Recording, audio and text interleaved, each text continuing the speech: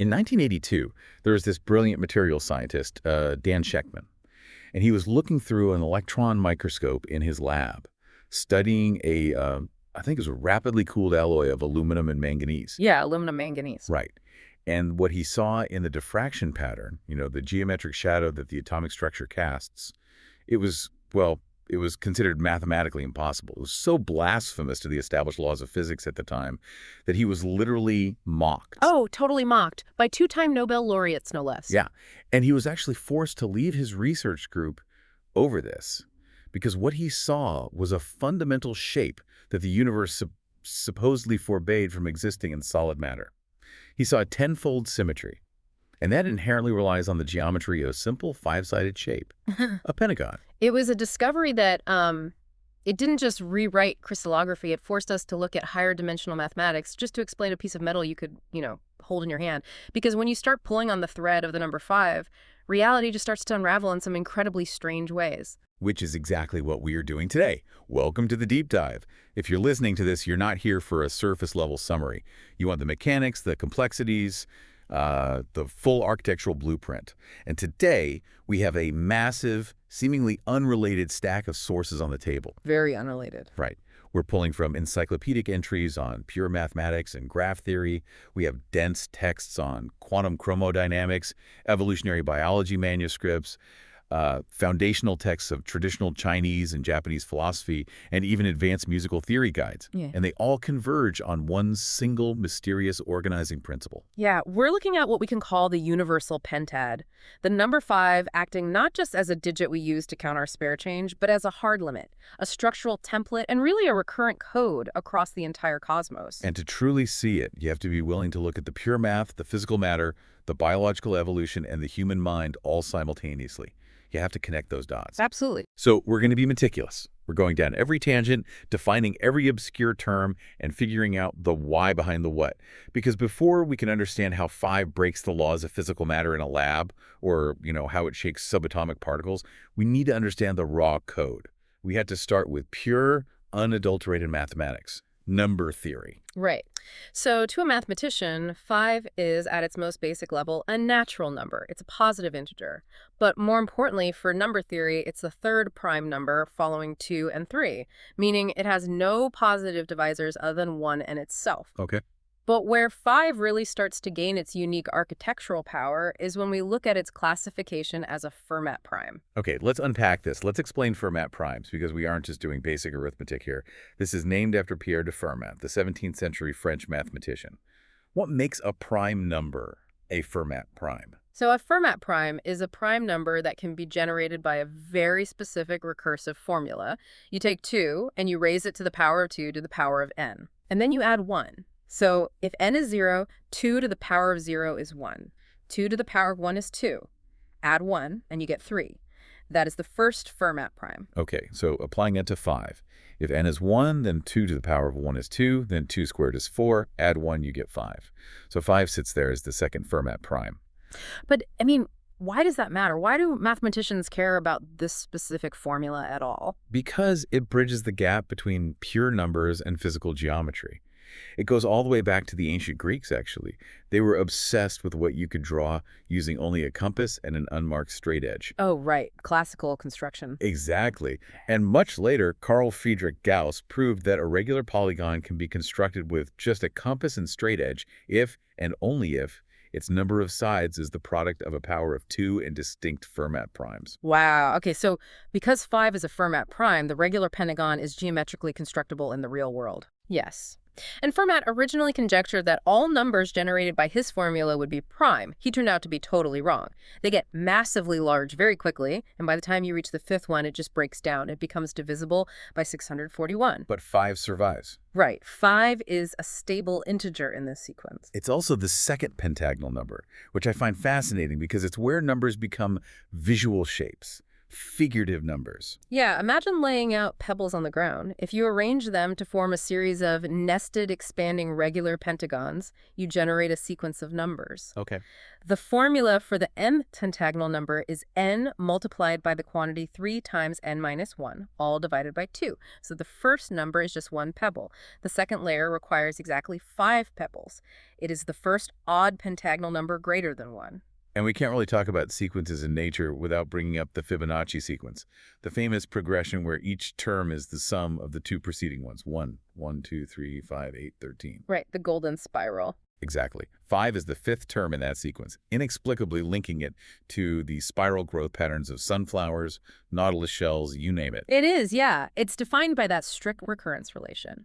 But if we really want to see where the number 5 acts as a strict, unforgiving boundary in mathematics, we need to take a tangent into graph theory.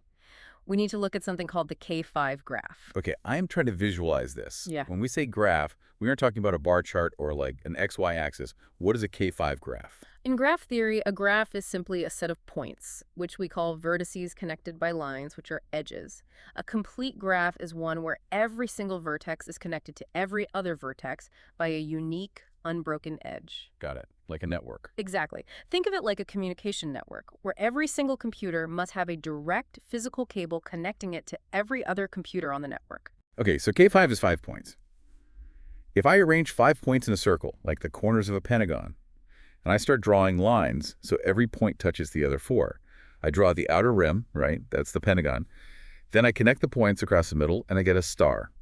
A pentagram inside a pentagon. That is the perfect visualization. Now, why is K5 so critical? Because it is the smallest non-planar complete graph. Non-planar, meaning you can't draw it on a flat sheet of paper. More specifically, you cannot draw it on a flat, two-dimensional plane without at least 2 of the connecting lines crossing over one another. If you have 4 points K4, you can arrange them and route the lines so nothing intersects. It's perfectly flat. Right. But the absolute second you add that 5th point to create K5, the geometry of the 2D plane just shatters. You simply run out of spatial dimensions to route the connections independently. So it's a bottleneck. Imagine trying to print a circuit board. You can lay down copper tracks for 4 components perfectly, but add a 5th that needs to connect all of them, and you physically have to build a 3D bridge over another wire because the 2D surface is just maxed out. That is the exact mechanism. This limitation is so fundamental it forms the basis of Kuratowski's theorem. After Kazimierz-Kuratowski. Yes, the Polish mathematician. He proved that a graph is non-planar if and only if it contains a subgraph that is a subdivision of either K5 or another specific graph called K33. So the number 5 literally defines the mathematical threshold of planarity. It's the exact point where a 2D surface fails. That is wild. 5 breaks the 2D plane. Uh-huh. But if we look at the plane itself at 2D shapes, 5 gives us the regular pentagon, a polygon with 5 equal sides and 5 interior angles that each measure exactly 108 degrees. And this shape isn't just a geometric curiosity, it's the physical manifestation of the golden ratio. Right, the golden ratio, denoted by the Greek letter phi. We often hear about it in the context of Renaissance art or the Parthenon, but its pure, abstract mathematical definition is the quantity 1 plus the square root of 5, all divided by 2. Which gives you the irrational number approximately equal to 1.618. Right. Notice the DNA of that formula, the square root of 5. The number 5 is literally the engine generating the golden ratio. It is inextricably linked. If you take your regular pentagon and draw a diagonal line connecting any 2 non-adjacent corners, and you divide the length of that diagonal by the length of one of the outer sides, the ratio is exactly phi. It's amazing. The value of the square root of 5 just saturates the trigonometry of this shape. For instance, the exact trigonometric expression for the cosine of 36 degrees is the square root of 5 plus 1, all divided by 4. The sine of 18 degrees is the square root of 5 minus 1, all divided by 4. The geometry of the pentagon is built entirely on the mathematical foundation of 5. And if you draw all those diagonals inside the regular pentagon, as we discussed with the K5 graph, you get the pentagram, the classic 5-pointed star. Now, in geometry, there's a specific notation for this, right? The Schläfli symbol. It's denoted as curly bracket 5/2. Yes, the Schläfli symbol. It's a way to define regular star polygons. The first number, the p, is the number of vertices. The second number, the q, tells you the step size for connecting them. Okay, so 5/2 means you have 5 vertices, and you draw a line connecting every second vertex. You skip one each time, which weaves the line into a star. I Exactly. look at the pentagram, and my brain instantly tries to find a metaphor, Mm. like Russian matryoshka nesting dolls. Yeah. Because if you look inside the center of the star, the intersecting lines create another smaller, upside-down, regular pentagon. Is it just a pretty shape, or is there more to it? Well, it is like Matryoshka dolls, yes, but your metaphor actually falls a bit short of the reality. Oh, really? Yeah, because Matryoshka dolls are finite. You open 5 or 6 of them, and eventually you get to a solid wooden piece that can't be opened anymore.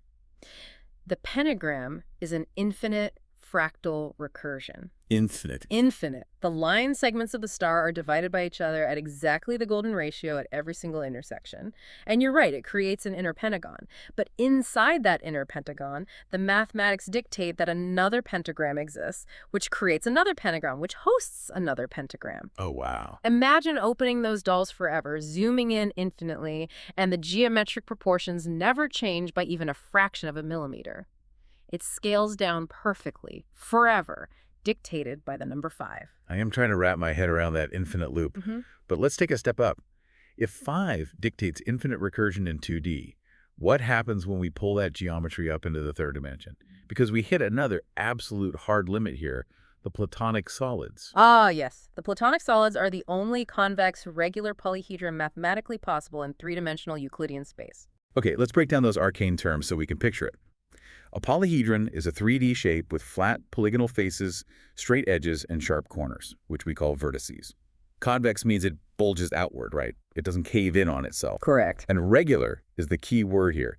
It means every single face of the object must be the exact same regular polygon, and the exact same number of faces must meet at every single corner. Exactly. And in the entire infinite landscape of mathematics, there are only exactly 5 of them. The tetrahedron, the cube, the octahedron, the dodecahedron, and the icosahedron. Just 5. Just 5. Why only 5? Why can't we construct a 6th regular solid? Because 3D space operates on a strict physical mechanism regarding angles. Let's explain that mechanism. How does space lock us out? To form a closed 3D corner or vertex, you need at least 3 flat polygons to meet at a point. And here is the unbending rule. The sum of the interior angles of the faces meeting at that corner must be less than 360 degrees. If the angles add up to exactly 360 degrees, they lay perfectly flat, like tiles on a bathroom floor. They won't fold up into a 3D shape. If it's more than 360, they physically overlap and break the structure. Okay, let's walk through that practically. We start with the simplest shape, the equilateral triangle. Its interior corners are 60 degrees. Right, so you bring 3 triangles together at a point. 60 plus 60 plus 60 is 180 degrees. That's less than 360, so it folds up. That makes the tetrahedron. Okay. You can bring 4 triangles together. 4 times 60 is 200 degrees. That folds up to make the octahedron. You can bring 5 triangles together. 5 times 60 is 300 degrees. That folds up into the icosahedron. And then 6. If you try to bring 6 triangles together, 6 times 60 is exactly 360 degrees. The shape instantly flattens out into a 2D sheet, so you are permanently maxed out at 3 solids made of triangles. Got it. Then we move to squares. The corners are 90 degrees. 3 squares meet to make 270 degrees. That folds up perfectly to form a cube, but 4 squares is 360 degrees. Flat again, so that's 1 solid. Next, we move to our shape, the regular pentagon. The corners are 108 degrees. You bring 3 pentagons together at a point. 3 times 108 is 324 degrees. That folds up beautifully to form the dodecahedron. The dodecahedron, a 3D object made of exactly 12 regular pentagonal faces. But look what happens next. If you try to build a shape out of hexagons, a hexagon's corners are 120 degrees. Just bringing 3 of them together instantly equals 360 degrees. Oh, right. They lay flat as a honeycomb. So the geometry of 3D Euclidean space permanently shuts the door the moment you pass the pentagon. 5 shapes total. That is a hard physical boundary condition of reality. And ancient thinkers recognized this, didn't they? Pythagoras and Plato were completely obsessed with these 5 shapes. They mapped the first 4 solids to the classical elements of their time. The sharp tetrahedron was fire. The stable cube was earth. The octahedron was air. The flowing icosahedron was water. But the 5th one... The dodecahedron. Yeah, the dodecahedron, the one constructed entirely of pentagons. Plato couldn't map it to anything on Earth. He associated that specific solid with ether, the quintessential incorruptible substance of the heavens, the material that makes up the cosmic backdrop itself. Which perfectly illustrates how humans have historically viewed the pentad. It is the boundary, the geometry of the heavens. And that idea of a boundary leads us perfectly into how these abstract mathematical concepts translate into actual physical matter. Because while pure math tells us what is logically possible in an empty void, the physical universe sometimes uses the number 5 to completely shatter our scientific understanding of how solid matter is supposed to behave. Think back to the story we opened with, Dan Shechtman in 1982, the discovery of quasicrystals. This is truly one of the most disruptive paradigm shifts in the history of material science. To understand why Shechtman was mocked, you have to understand the mechanism of the classical crystallographic restriction theorem. For centuries, we were absolutely certain we knew what a crystal was. Diamond, salt, quartz. What was the defining rule? The defining rule was periodic translational symmetry. Imagine looking at the atomic lattice of a crystal like a grid. Translational symmetry means that if you take the entire atomic structure and physically shift it over by a specific distance in a specific direction, a translation, the shifted copy aligns perfectly with the original. It is an infinitely repeating, highly predictable, periodic grid.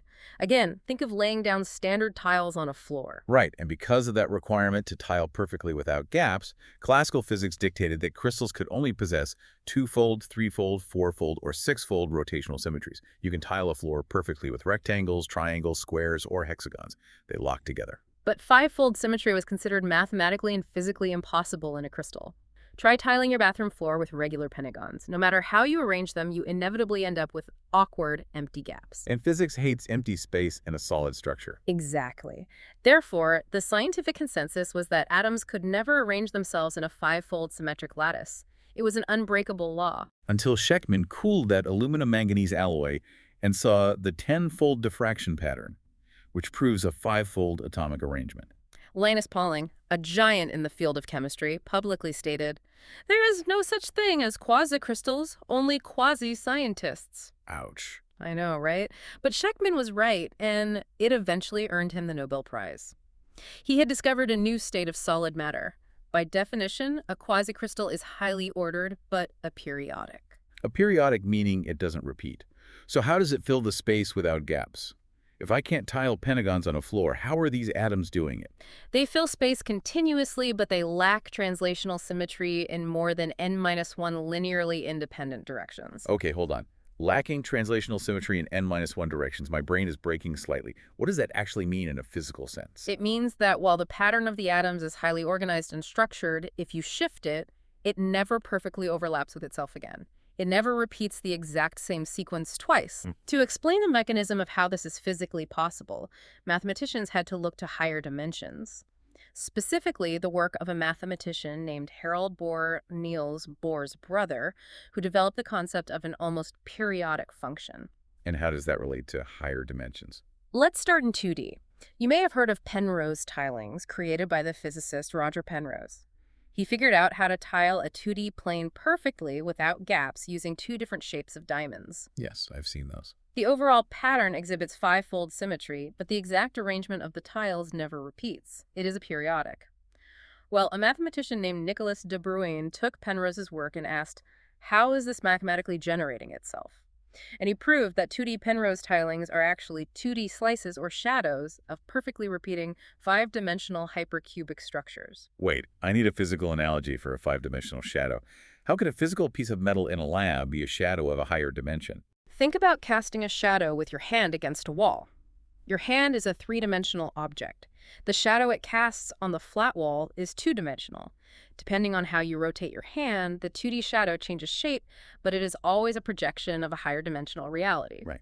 De Bruijn's proved that to mathematically create an aperiodic 5-fold pattern in 2D without gaps, you have to imagine a perfectly normal repeating grid existing in a 5-dimensional superspace.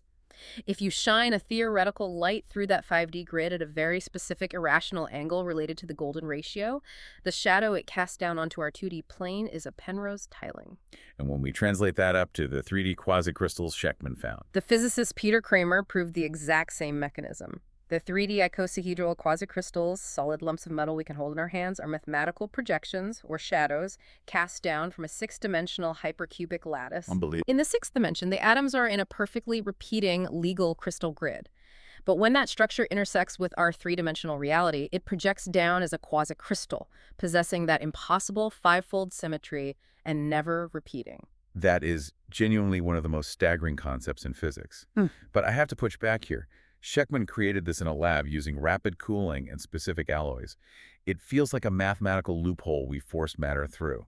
Does the universe ever do this on its own? Is this a natural phenomenon? For decades, scientists assumed it was strictly a laboratory anomaly, until a geologist named Luca Bindi and a physicist named Paul Steinhardt decided to search for natural quasicrystals.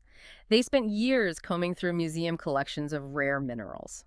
And eventually they found one, a mineral now named icosahedrite. Icosahedrite. And what is the mechanism of its creation? How did nature build a six-dimensional shadow? Well, icosahedrite has the chemical formula of exactly 63 parts aluminum, 24 parts copper, and 13 parts iron. They found it embedded inside a tiny fragment of a meteorite recovered from the Kirk region in Russia. So it literally came from outer space. Yes. Yeah. An isotopic analysis showed exactly how it was forged. It was created by an astronomical cataclysm. Billions of years ago in the early solar system, two massive asteroids collided.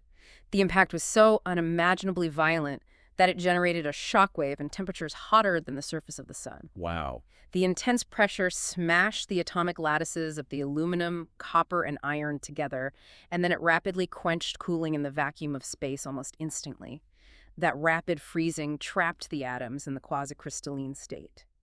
Nature used the sheer violence of a cosmic impact to hammer matter into a five-fold symmetric arrangement. Which proves it is a fundamental capacity of the universe. Yeah. And there's an earthbound story to this too, right? Human-made quasicrystals that weren't made in a lab. Yes, anthropogenic manifestations. Steinhardt's team went looking for extreme pressure and temperature events on Earth. They analyzed samples of a material called red trinitite. Trinitite, named after the Trinity test. Exactly. Alamogordo, New Mexico, July 1945, the detonation of the first atomic bomb. The heat of that nuclear explosion was so intense it melted the desert sand, blending it with the copper from the bomb's own transmission lines, fusing into a glassy radioactive substance. Right. When scientists recently looked deep inside that red trinitite, they found newly formed icosahedral quasicrystals. They are the oldest known anthropogenic quasicrystals. In the exact moment humanity learned to split the atom, the extreme energy we unleashed accidentally warped the sand beneath the bomb into the impossible five-fold symmetry of a quasicrystal. It's almost poetic. If five-fold symmetry represents the moment the classical rules of solid matter shatter on a macroscopic scale, what happens if we zoom in? If we shrink down past the atomic level, past the nucleus, into the absolute fundamental building blocks of reality, does the universe still rely on the pentad? It does, but to understand how, we have to understand the mechanics of quarks. Quarks are elementary particles. As far as modern physics knows, they cannot be broken down into anything smaller. They are the fundamental constituents that combine to build protons and neutrons. And quarks have a set of intrinsic physical properties. They have mass, electric charge, flavor, and something incredibly strange called color charge. Let's define these. First, flavor. So in quantum chromodynamics, flavor is simply the scientific naming convention for the species or type of quark. There are exactly 6 flavors: up, down, strange, charm, top, and bottom. Protons, for example, are made of 2 up quarks and 1 down quark. And what about color charge? Because this is the mechanism that defines everything we're about to discuss. Color charge has absolutely nothing to do with visual colors we can see with our eyes. Quarks are vastly smaller than the wavelength of visible light. Physicists just use words like red, green, and blue as a labeling system to describe how quarks interact with the strong nuclear force. The strong force being the fundamental force of nature that holds the nucleus of an atom together, mediated by particles called gluons. Exactly. And the strong force dictates a fundamental, unbreakable law of the universe called color confinement. Let's explain the mechanism of color confinement. Why are quarks confined? The mechanism is based on energy states. A quark possesses a color charge, say, red. The universe strongly prefers a neutral, zero energy state. Therefore, a quark is never, ever allowed to exist completely alone in nature. The strong force acts like an infinitely strong rubber band. Okay. If you try to pull 2 quarks apart, the energy in that rubber band increases so massively that it actually snaps and creates brand new quarks out of the raw energy just to keep everything paired up. They are permanently confined together in composite particles called hadrons, and they combine specifically to mathematically cancel out their color charges, creating a stable, color-neutral state. We often hear physicists refer to this neutral state as being white, like mixing light. Precisely. Let's look at the two standard allowed ways the universe does this. The first is a meson. A meson is a hadron made of exactly two particles, one quark and one antiquark. If the quark has a blue color charge, the antiquark, being antimatter, possesses an anti-blue color charge. Blue and anti-blue cancel each other out entirely. The result is color neutral. So the universe allows a two-particle system. The second standard way is a baryon. We sometimes call them triquarks because they're made of exactly three quarks. Protons and neutrons are baryons. To achieve color neutrality with three particles, one quark must be red, the second must be green, and the third must be blue. Just like the RGB pixels on your television screen, mixing red, green, and blue light creates pure white light. The color charges cancel out. Color neutral. Okay, so classical physics says the universe builds matter in packages of two or packages of three. But we're looking for the pentad. We're looking for the exotic pentaquark. By definition, a pentaquark is a subatomic particle that consists of exactly four individual quarks and one antiquark bound together. Now, every standard quark has a baryon number of positive 1/3. Every antiquark has a baryon number of negative 1/3. Right. So 4 quarks, 4/3 plus 1 antiquark minus 1/3 equals a total baryon number of exactly 1. Therefore, physicists technically classify it as an exotic baryon. But I'm stuck on the color confinement mechanism. If the universe demands that everything cancel out to white, how do the colors balance with 5 particles? If you have 4 quarks and 1 antiquark, how do you mathematically arrive at color neutral? It's an incredibly complex balancing act of quantum states. To maintain color confinement with 5 constituents, the strong force has to orchestrate a very specific combination. Imagine the arrangement. You must have 1 quark possessing a red color charge, 1 with a green color charge, and 2 separate quarks both possessing a blue color charge. So you have red, green, blue, and a second blue. That leaves you unbalanced. You aren't neutral yet. Which is where the 5th particle comes in. The single antiquark must possess an anti-blue color charge. The anti-blue completely cancels out one of the extra blues. What are you left with? Red, green, and blue, which equals white. The universe permits a 5-particle system because the math of the color charge perfectly balances. It's astonishing that the universe utilizes a 5-part subatomic machine just to maintain equilibrium. And Murray Gell-Mann, the legendary physicist who first postulated the existence of quarks back in 1964, he mathematically predicted that pentaquarks should exist. Right? He laid the theoretical groundwork, yes. But finding physical evidence of a 5-quark particle in an accelerator proved to be one of the most frustrating, dramatic sagas in modern particle physics. We have to talk about the undiscovery of the pentaquark. The drama of the mid-2000s. Walk me through exactly what happened, because it was a massive embarrassment for the scientific community. It really was. In 2003, a physics experiment called LEPS, operating at a synchrotron facility in Japan, made a massive announcement. They claimed they had fired high-energy gamma rays at carbon targets and found definitive evidence of a pentaquark. They named it the Theta Plus. They were so confident they even reported its precise mass, about 1540 mega-electron volts over c², and they claimed to know its exact internal composition. 2 up quarks, 2 down quarks, and 1 strange antiquark. That sounds like a monumental breakthrough. What went wrong? Confirmation bias on a global scale. The moment the Japanese team published, a massive tidal wave of validation followed. 9 other independent high-energy physics experiments around the world dug through their old data and suddenly reported, yes, we see the exact same Theta Plus peak in our data. Oh, no. Theoretical physicists started publishing hundreds of papers trying to explain how it worked. The Particle Data Group, which is the international authority that catalogs subatomic particles, officially added the Theta Plus to their review, giving it a 3-star rating. It was hailed as reality. Until someone decided to run the experiment again, properly. Exactly. A team at the Thomas Jefferson National Accelerator Facility in Virginia decided to run dedicated, high-statistics repeats of these experiments. They built specialized detector setups, they gathered orders of magnitude more collision data, and they applied vastly more rigorous statistical analyses to filter out the background noise. And when they looked at the results, there was absolutely nothing. The signal completely vanished. It's just a statistical ghost. It was an artifact of how the initial researchers had sliced their data. They had essentially seen a random fluctuation in the background static and convinced themselves it was a particle. By 2006, the Particle Data Group took the unprecedented step of officially declaring that the theta plus did not exist and effectively closed the book on the field. Most physicists believed five-quark particles were just a mathematical fantasy. But they were wrong to give up, because the universe does build in fives. They just hadn't found the right energy state yet. Fast forward a decade to the real discovery. 2015. The LHC collaboration operating at CERN's Large Hadron Collider in Geneva. What's fascinating is that they weren't even looking for pentaquarks. They were entirely focused on studying matter-antimatter asymmetry by analyzing the decay mechanisms of a very specific heavy baryon called the bottom lambda baryon. Let's explain the mechanism of this decay. The bottom lambda baryon doesn't just sit there. No, it is highly unstable. In a fraction of a second, the bottom lambda baryon naturally decays into three lighter particles: a gypsy meson, a kaon, and a standard proton. But as the CERN scientists analyzed the billions of collision events, they noticed an anomaly. In a small percentage of cases, the decay process didn't happen directly. The energy paused. It passed through intermediate, highly massive temporary states before finally breaking apart into the final three particles. And those intermediate states were the genuine pentaquarks. It was undeniable. We measure statistical certainty in physics using standard deviations, or sigmas. A 5 sigma result is the gold standard for a discovery.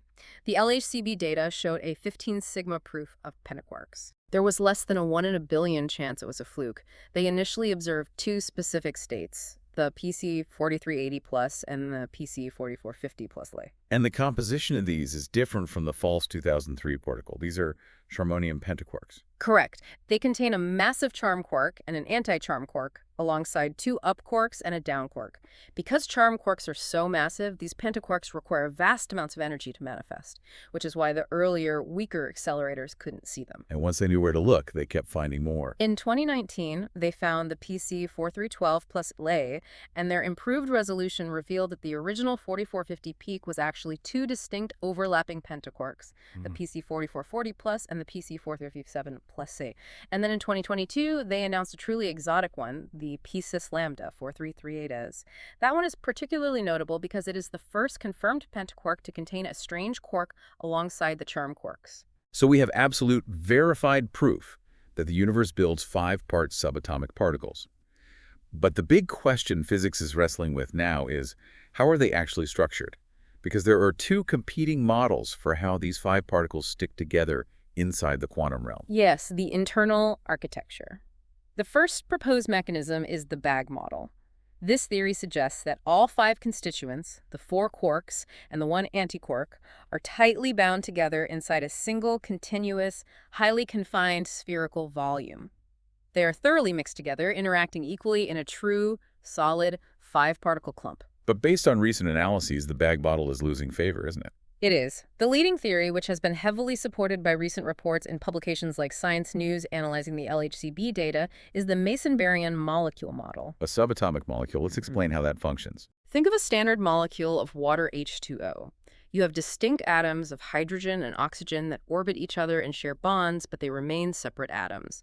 In the Mason-Baryon molecule model, the pentaquark isn't one tight bag. It is an agglomeration. Inside the pentaquark, 3 of the quarks tightly group together to form a distinct baryon. The remaining quark and antiquark group together to form a distinct meson. These 2 separate particles then orbit each other at a very close distance. And what force binds them together if they are separate? They are loosely bound together by the continuous exchange of pions. Pions are incredibly light mesons that act as force carriers. It is the exact same residual strong force mechanism that binds individual protons and neutrons together to form the nucleus of an atom. The 2 subparticles constantly toss pions back and forth to maintain their orbit.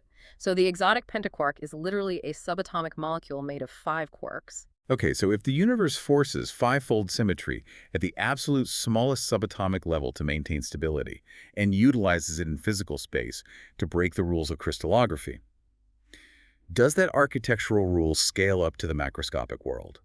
Does it scale up to biological life? Let's look at the anatomical structure of living creatures. To talk about biology in the number 5, we must talk about the biomechanics of pentadactyly. Pentadactyly. Penta meaning 5, dactyl meaning digits, 5 fingers on our hands, 5 toes on our feet. By definition, pentadactyly is the biological condition of having 5 digits on each limb. And what is most crucial to understand is that it is the basal ancestral condition for all living tetrapods. Tetrapods being the superclass of four-limbed vertebrates. This includes all amphibians, all reptiles, all birds, and all mammals, including us. Yes. If you trace the evolutionary family tree of any living tetrapod back about 340 million years, deep into the Carboniferous period, their common ancestor had exactly 5 digits. So I have a genuine structural question about this. Is 5 the biologically perfect number for fingers? Did the slow engine of evolution mathematically calculate that 5 digits provide the optimal ratio of grasp strength to balance? Or is this just a massive cosmic coincidence that we happen to have 5? It is actually a fascinating accident of evolutionary history. The great paleontologist and evolutionary biologist Stephen Jay Gould wrote a brilliant essay exploring this exact question called 8 or Fewer Little Piggies. He pointed out that the very first creatures to haul themselves out of the primordial swamps and onto dry land were not pentadactyl. They were polydactylous. Polydactylous, meaning they possess more than 5 digits. What do they look like? The fossil record shows stem tetrapods, the earliest transitional fossils between fish and land animals, possessed many more digits. A creature called Acanthostega had exactly 8 digits on each limb. Another slightly later creature, Ichthyostega, had 7 digits. Why do they have so many? And more importantly, why did we lose them? You have to look at the biomechanical environment they lived in. Acanthostega was largely an aquatic creature living in dense, shallow, plant-choked swamps. Its limbs weren't designed for walking on dry land. They were essentially broad, highly flexible paddles used for navigating through thick aquatic vegetation.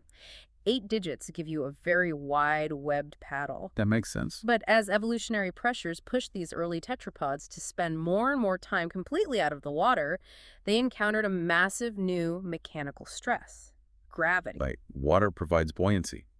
On land, you have to hold your own body weight up. Exactly. An 8-digit paddle has a very weak, structurally complex wrist. It is made of too many small, shifting bones to support the weight of an animal against the downward pull of gravity. The reduction to 5 digits wasn't an optimization toward the number 5 itself. It was a mechanical compromise. It was an evolutionary pruning. So they were shedding digits to strengthen the wrist. By losing 3 digits, the small bones of the wrist and ankle were able to consolidate, fuse, and strengthen into load-bearing hinge joints, while leaving 5 robust toes to provide a wide enough base for stability and propulsion on land. The pruning simply stopped at 5. And once that 5-digit skeletal architecture was established in that common ancestor, it became what evolutionary biologists call canalized. Canalization means it became deeply locked into the genetic code. Specifically, the development of limbs is mediated by Hox genes, which are the master control genes that dictate the basic body plan of an embryo from head to tail. Once the Hox genes settled on the pentadactyl pattern, it became incredibly difficult for evolution to alter the fundamental blueprint. 5 became the permanent biological baseline for tetrapods. But wait, let's look around the animal kingdom today. A modern horse absolutely does not have 5 toes. A bird does not have 5 fingers on its wing. How does the baseline hold up? They do not have them in their adult forms today, but anatomically and genetically, they are categorized as descending from pentadactyl ancestors. Over millions of years, specialized environments have forced further modifications, but they are all modifications of that original 5-digit blueprint. The variations in dactyly are extensive, and understanding the biomechanical reasons behind them is fascinating. Let's run through these variations. Let's start from 4 digits and go down. Having 4 functional digits is called tetradactyly. This is incredibly common in birds, amphibians, and many extinct theropod dinosaurs, like the Tyrannosaurus rex or the velociraptor. What about dogs and cats? If I look at the paw of a golden retriever, I see 4 pads touching the ground. That is a great biomechanical distinction.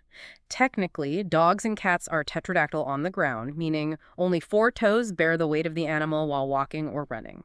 This reduces surface friction and increases speed, but if you look higher up on the inside of the leg, you will find the dew claw. The dew claw is the evolutionary remnant of the first digit, or thumb. So anatomically and genetically, a dog is pentadactyl, but functionally it relies on 4. Okay, moving down to 3 digits. Tridactyly. Rhinoceroses walk on 3 massive toes to distribute their immense weight. The apex predator Allosaurus had highly specialized 3-fingered hands for grasping prey. Modern, large, flightless birds like emus and bustards rely on 3 toes for high-speed running and balance. What forces an animal down to just 2 digits? Didactyly usually evolves for highly specialized locomotion. The two-toed sloth uses two massive hook-like claws to hang continuously from branches, minimizing the muscle energy required to grip. Ostriches, the fastest-running birds on Earth, have reduced their feet to just two toes to minimize the mass of the foot and reduce ground contact time, acting like a specialized biological spring. Furthermore, all cloven-hoofed mammals, the order Artiodactyla, which includes deer, sheep, pigs, and cattle, walk entirely on two functional hardened digits. And the ultimate reduction, a single digit.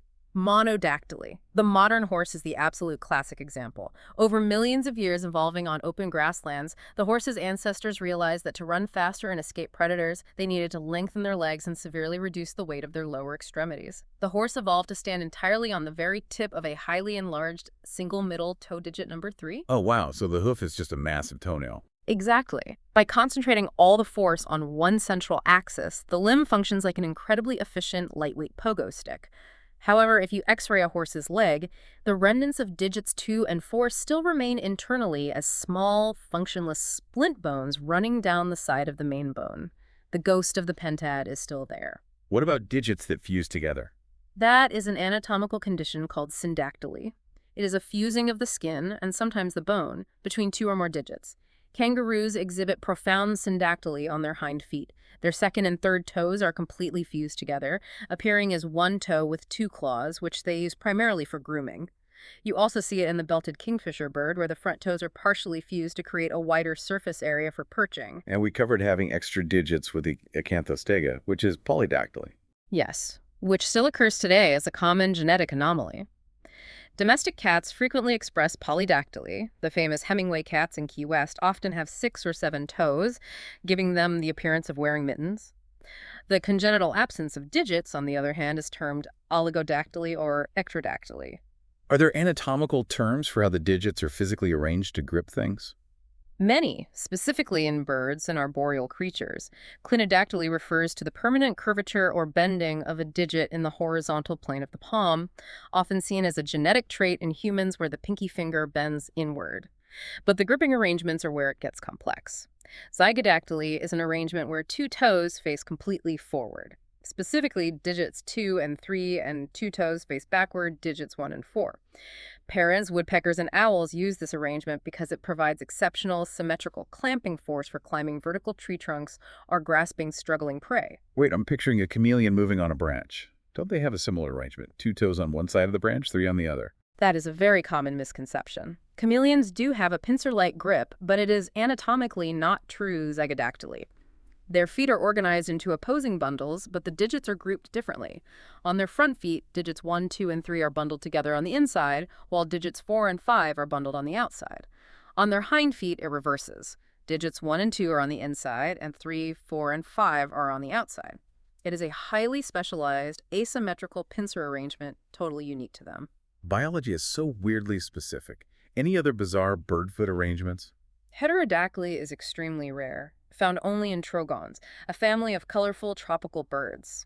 Digits 3 and 4 face forward, while digits 1 and 2 face backward. Pamprodactyly is an arrangement where all 4 toes can point entirely forward. Swifts use this to hook themselves onto sheer vertical cliffs, hanging rather than standing. And what about us, primates? We rely entirely on the opposable thumb for our gripping strength. We do, but some primates employ a gripping technique called schizodactyly. Instead of wrapping the thumb around a branch in opposition to the index finger, they grasp by splitting their hand down the middle, clinging to branches, using the webbing between the second and third digits as the primary fulcrum. Okay, so that covers the vertebrate world and the legacy of the pentadactyl limb. Right. But if we look at invertebrates, the number 5 manifests in an entirely different, incredibly structural way. Pentamerism. Yes, specifically in the marine phylum Echinodermata. Starfish, sea urchins, sand dollars, sea cucumbers, they exhibit a profound 5-fold radial symmetry. Their bodies are built in 5 identical sections radiating out from a central axis. But a starfish doesn't have a front or back like a fish or a dog does. Yeah. How did they evolve that shape? The biomechanical history is what makes pentamerism so fascinating. It is a secondary adaptation. When a starfish hatches, the larvae are actually bilaterally symmetrical. They have a distinct left side and right side, and they swim through the water just like miniature fish. Really? Yeah. But as they mature and settle onto the seafloor, they undergo a violent, profound metamorphosis into a pentamerous adult form. Why abandon bilateral symmetry? What is the mechanical advantage of a five-pointed star? It dictates how they interact with space. If you are a slow-moving or completely stationary creature living on the bottom of the ocean, danger or food can approach from any direction. Bilateral creatures like us have a front where our senses are concentrated and a vulnerable blind spot behind us. By transitioning to a five-fold radial symmetry, a starfish distributes its nervous system and sensory organs equally in all directions. It can sense a predator or a food source 360 degrees around itself simultaneously. It is an evolutionary strategy of total environmental awareness built exclusively on the pentad. So because we humans experience the universe through our five physical senses, and we physically build and manipulate the world using the five fingers on each hand, it makes perfect psychological sense that human cultures would naturally use the number five as the ultimate conceptual framework for organizing reality itself. Which brings us to the philosophical architecture of the human mind. Let's explore alchemy, strategy, and Eastern philosophy. This is where we see the biological hardwiring of the pentad project itself onto abstract human thought. And nowhere is this architectural framework more intricate, dynamic, and misunderstood than in the traditional Chinese philosophical system of wuxing. Wuxing. In the West, this is almost universally translated as the five elements. But that translation fundamentally misrepresents how the system actually functions, doesn't it? It is an entirely misleading translation.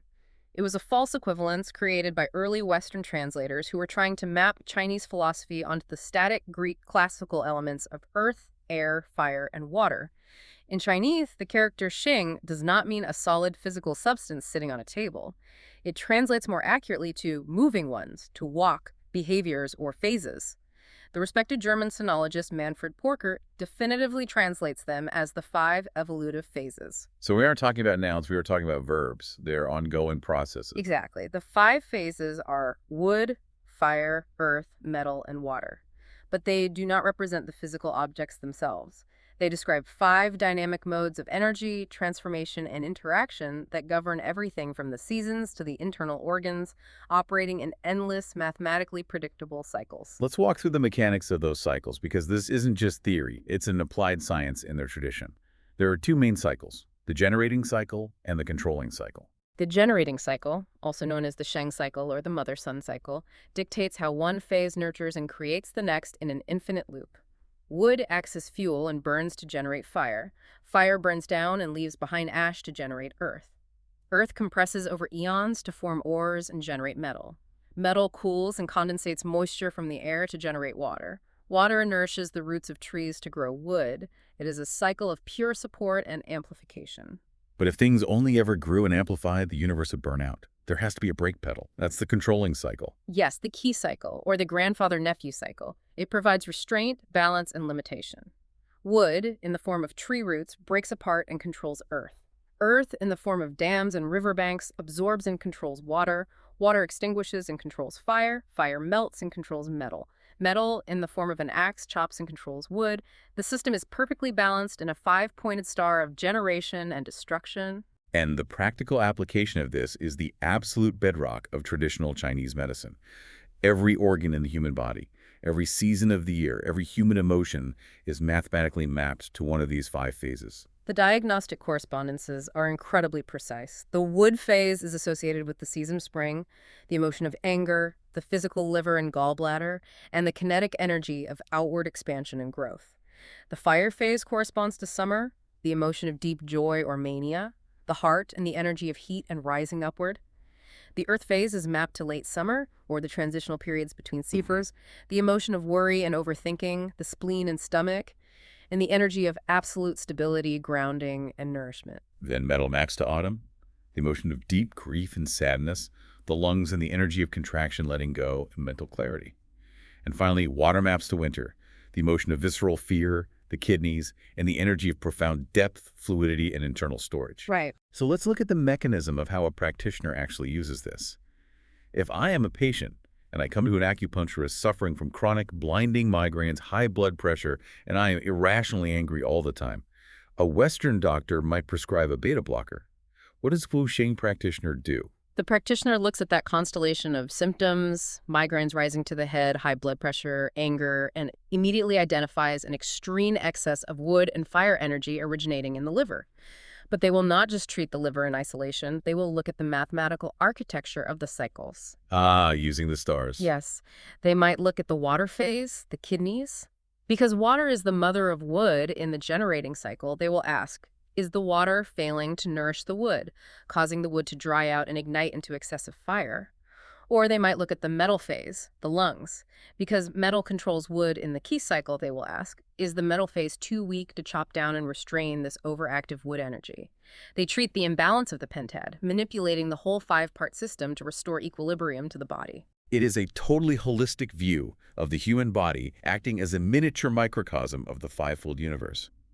Now, if we cross the sea to Japan, they developed a different but equally profound pentatic system called the Godai. Yes. While Wuxing evolved heavily under the influence of Taoism and practical observation of nature, the Godai arrived in Japan through the metaphysical lens of esoteric Buddhism, specifically the Shingon and Tendai sects. Godai literally translates to the five greats or the five great elements. And these map a bit closer to the physical states of matter, don't they? They do. The five elements of the Godai are earth, water, fire, wind, and the crucial fifth element is the void, or ether. Earth represents solid matter, resistance to change, and in the human body, the bones and muscles. Water represents fluids, adaptability, the flow of blood, and emotional flexibility. Fire represents energy, metabolism, bodily heat, passion, and destructive drive. Wind represents gases, respiration, the breath, growth, and an open, expanding mind. And then there's the void. Gushas, how do they define the void? The void is the most complex concept. It represents the formless, subatomic energy that exists before physical matter manifests. It is the origin of all things, pure, unclouded consciousness, and absolute spontaneity. It is the creative emptiness from which the other four elements are born. And this philosophy isn't just trapped in ancient esoteric scrolls. It's physically carved into stone architecture all over Japan in the form of the Gorinto. The Gorinto is a five-tiered stone stupa. You see them in temple courtyards and cemeteries across Japan. It is a physical 3D architectural manifestation of the Godai, and its specific geometry dictates how a monk interacts with the universe. Break down the geometry of the stupa for me. How are the elements stacked? From the ground up, the massive base is always a square or a cube, representing the absolute stability of Earth. Resting on top of that is a perfect sphere, representing the fluid surface tension of water. Above the sphere sits a pyramid or a triangle, pointing upward, representing the rising energy of fire. Above that is a crescent or semicircle, representing the sweeping motion of wind. And the very top finial is shaped like a lotus blossom or glowing jewel, representing the pure spiritual energy of the void. So the mechanism of meditation here. When a monk sits before a Gorinto, they aren't just looking at a grave marker. They are meditating on the entire geometric and elemental order of the cosmos, recognizing that their own physical body is composed of those exact same five stacked tiers. Exactly. The Gorinto physically symbolizes the great sun Buddha, Danichi Nirai, and the inescapable interconnectedness of all creation. Through the pentad, the individual realizes they are biologically and spiritually woven into the fabric of the universe. And this fivefold philosophy wasn't just for peaceful monks seeking enlightenment. It was brutally weaponized. Miyamoto Musashi, arguably the most lethal and famous samurai in Japanese history, structured his entire masterpiece on strategy, violence, and martial arts based entirely on the architecture of the Godai. The text is the Book of Five Rings, or Go-Rin no Sho. Musashi is a deeply fascinating historical figure. He was a ronin, a masterless samurai wandering feudal Japan, who famously fought and survived over 60 duels to the death many before he even reached the age of 30. He developed a highly unorthodox, dual-wielding fighting style called Niten Ichi-Ryu, utilizing both the long katana and the shorter wakizashi simultaneously. Unstoppable. Truly. In 1645, fully aware that he was nearing the end of his life, he retreated to a secluded cave called Raigondo to write down the exact mechanics of his lethal philosophy. I have always looked at the Book of Five Rings as the ultimate ruthless corporate strategy guide disguised as a sword manual. It is aggressively practical. That practicality is intentional. Musashi famously wrote, "If you know the way broadly, you will see it in everything." He believed the mechanics of killing a single man in a duel were mathematically identical to the mechanics of maneuvering an army of 10,000 men on a battlefield. He structured his teaching strictly into 5 books, mapping directly to the Godai. The Book of Earth lays the foundational groundwork, the literal mechanics of footwork, the timing of strikes, knowing the smallest details and the biggest strategic pictures. The Book of Water is about extreme mental and physical adaptability. Water takes the shape of whatever container you pour it into. Musashi taught that your strategy must fluidly change to instantly fit the container of the battlefield and the specific opponent you face. The Book of Fire is the most intense section. It is purely about aggression, positioning, and dominating the chaotic heat of battle, seizing the initiative and crushing the enemy's spirit before they can even draw their weapon. Then he pivots to the Book of Wind. In Japanese, wind can also mean tradition or style. This is the section where Musashi aggressively critiques the other, more formal schools of swordsmanship. He warns against becoming too rigid or relying on stylistic gimmicks, like prioritizing extra long swords or highly choreographed stances. He believed rigid tradition would get you killed in a real fight. And finally, the culmination of his life's work, the Book of Void. The pinnacle of his martial philosophy. To reach the void is to attain absolute, unthinking freedom. Imagine Musashi in a duel against an expert opponent. If he is thinking about the Book of Earth, his footwork, or the Book of Fire, his aggression, his mind is distracted, he will be a fraction of a second too slow.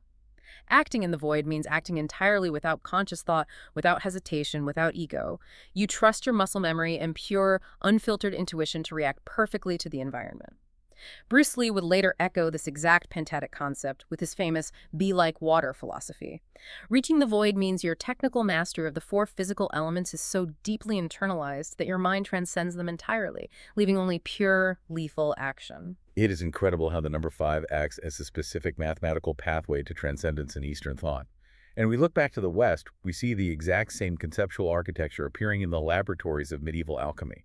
Yes, which brings us full circle, linking back directly to Plato's geometric dodecahedron. The alchemists of the Middle Ages and the Renaissance worked tirelessly with the four Aristotelian elements, earth, water, air, and fire, trying to transmute base metals into gold or discover the elixir of life. But their ultimate theoretical goal was always to isolate the quintessence. Quintessence, translating literally from the Latin quinta essentia, meaning the fifth essence, the ether. They believed the quintessence was the incorruptible, divine celestial substance that made up the stars in the heavens. It was the animating spiritual force trapped within physical matter. And their primary geometric symbol for conceptualizing this cosmic hierarchy, the pentagram, the five-pointed star. The four lower terrestrial points of the star represented the raw material elements, while the single upward-pointing apex represented the divine spirit, the quintessence, ruling over and organizing the chaos of matter. The universal pentad strikes again. So, we have established the architecture. If 5 is the underlying recursive math of our 2D and 3D geometry, if it is the dimension-breaking rule of physical crystals, if it is the exotic color-balancing state of our subatomic quantum reality, if it is the biomechanical blueprint of our evolutionary limbs, and if it is the philosophical map humans use to organize their own minds, then it must also dictate how we perceive beauty. It must be the blueprint for aesthetics. Let's explore the physics of sound. When we talk about the deep mathematical aesthetics of the number 5, we are talking about the global supremacy of the pentatonic scale. Pentatonic, 5 tones, a musical scale constructed of exactly 5 notes per octave. It is, without exaggeration, the most fundamental, universally pleasant, and widespread scale structure in the history of human music. To understand the mechanism of why it sounds so good to the human ear, we have to look at the standard Western major scale, diatonic scale. Right. Do, re, mi, fa, so, la, ti. 7 notes. Exactly, 7 notes. To derive a major pentatonic scale from that, you apply an architectural subtraction. You simply remove 2 very specific degrees of the scale, the 4th note and the 7th note. Which means removing fa and ti. You are left with exactly 5 notes. Do, re, mi, sa, la, la. But here's the acoustic question.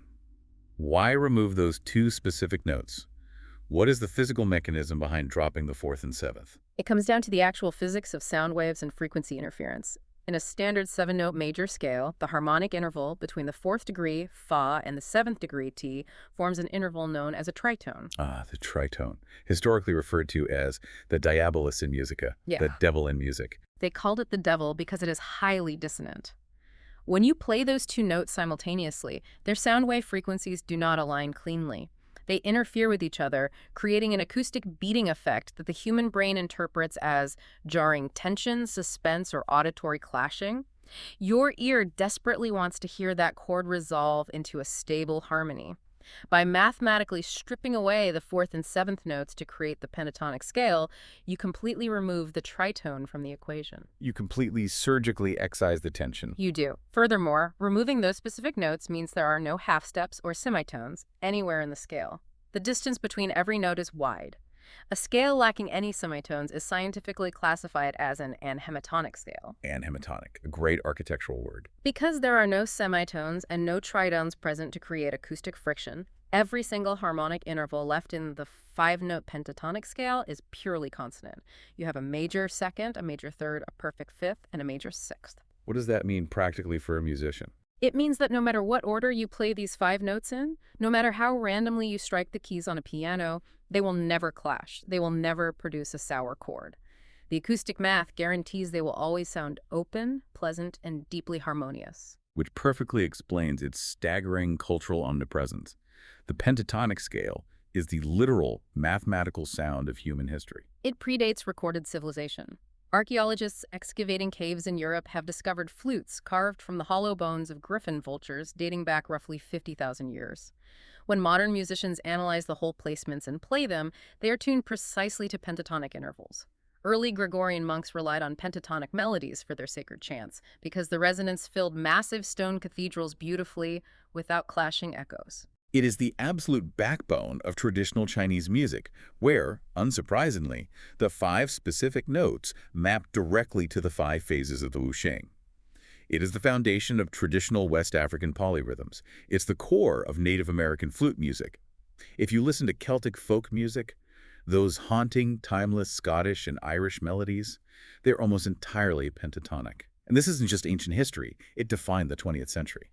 It evolved directly across the Atlantic into modern blues and rock and roll. Legendary guitarists like Jimi Hendrix and Stevie Ray Vaughan built their entire explosive soloing careers heavily relying on the minor pentatonic scale. Because the five-note architecture is inherently consonant, it provides the ultimate foolproof framework for rapid improvisation. A blues guitarist can lay the pentatonic scale over almost any underlying chord progression. And the physics of the five notes ensures that the emotional expression will ring true without ever sounding mathematically wrong. And it isn't just the pitch and harmony where the number 5 rules the emotional landscape of music. It also dictates time and rhythm. Let's talk about the 54-time signature. Yes, the quintuple meter, 5 beats per measure. Unlike 44-time, which is the steady, highly predictable, driving heartbeat of 99% of pop music, or 34-time, which is the elegant, swaying 1-2-3 rotation of waltz, 54-time is fundamentally asymmetrical. Let's count it out to feel the mechanism. How is it structured? Because 5 is an odd prime, you cannot divide the measure equally. It is typically grouped internally by musicians as either 3 beats followed by 2 beats 1 2 3 1 2 or 2 beats followed by 3 beats 1 2 1 2 3. 1 2 3 1 2. It instantly throws you off balance just a fraction of an inch. It creates this irregular, hypnotic loping flow. It intentionally creates a very specific, unresolved psychological tension. The composer Gustav Holst utilized it brilliantly in his orchestral suite The Planets. In the opening movement, Mars, the Bringer of War, he uses an aggressive 54 rhythm to convey a relentless, militaristic, marching intensity that feels like it's constantly tricking forward into violence. And on the complete opposite end of the emotional spectrum, you have Dave Brubeck. Dave Brubeck and his saxophonist Paul Desmond popularized the quintuple meter in jazz with their legendary 1959 track, Take 5. Take 5, the perfect title. In that context, the 54-time signature doesn't sound aggressive, it sounds impossibly cool. It creates a swinging, sophisticated suspense that keeps the listener's brain constantly engaged because the downbeat never lands exactly where standard 44 conditioning expects it to. The pentad, whether in harmony or rhythm, commands human attention. So, to synthesize this massive architectural journey we have been on today, the number 5 is not just a tool for counting.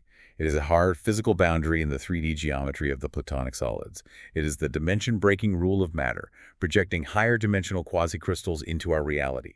It is the exotic color-balancing molecule in the subatomic quantum realm of pentaquarks. It is a frozen, canalized accident of biomechanical evolution in the very limbs we use to grasp the world. It is the foundational, holistic, philosophical map used by ancient Eastern cultures to treat the body and survive the battlefield. And it is the most mathematically consonant, universally human scale in our music. It is the universal pentad, but I want to leave you with one final, deeply provocative thought. If we connect all of these cosmic mechanisms back to us, the humans actually observing and defining this universe, we find something fascinating in our own linguistics. The modern English word five shares an ancient Germanic root with two other specific words, finger and fist. Finger and fist. The words for the number and the anatomy are biologically linked. Yes. We literally shaped our language for abstract mathematics based entirely on the anatomical accident of our evolutionary limbs. But think back to the swamps of the Carboniferous period. What if the Acanthostega had been the dominant survivor?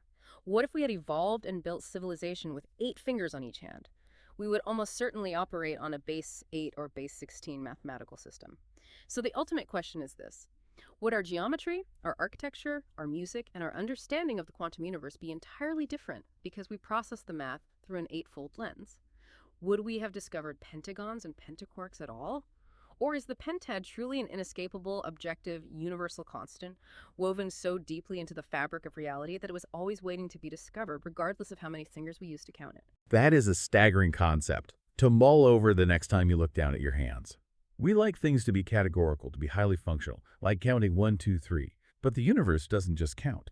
It harmonizes. It projects shadows from higher dimensions. It balances quantum forces, and it builds reality in fives. Thank you for joining us on this intensely detailed deep dive. Stay curious, keep exploring the architecture of the world around you, and we'll see you next time.